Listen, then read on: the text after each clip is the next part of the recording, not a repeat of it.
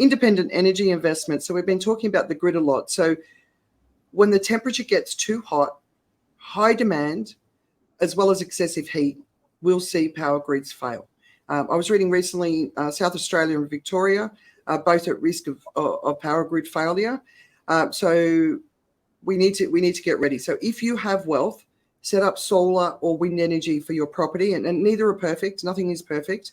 But if you can be independent of the grid, it means you're going to be taking less off the grid, but also because you're actually going to be able to keep yourself and your family face. And then think of the community that you can invite into your home if the grid falls elsewhere.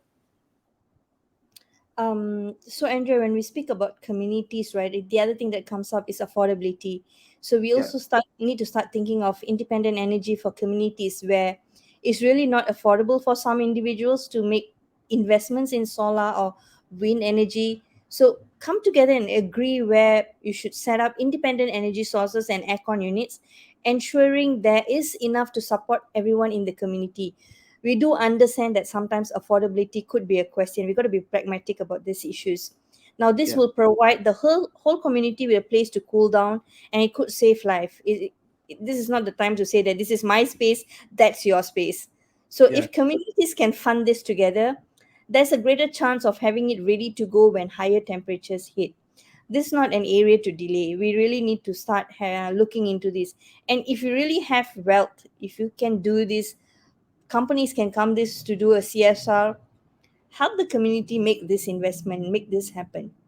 Yeah, I think one of the other things that we should really point out here is the attention is starting to go on the rise in air conditioning that the Global South is now investing in. 1.2 billion rural people are looking at buying their very first air conditioning units. And of course, what's available on the market, the cheaper it is, the more damage it does to the environment. So we need the manufacturers of these units to get them off the market because I think it's participating in ecocide and making sure that those communities have access to air conditioning that's affordable for them, but it's also not as damaging for the environment. But if they can focus on community, like one of the things that you learn, I was talking to Bhavani before, is that as a person, I grew up in Australia, so I'm used to hot weather but more dry, whereas in Asia it's hot weather and it's more there's more moisture in the air, right?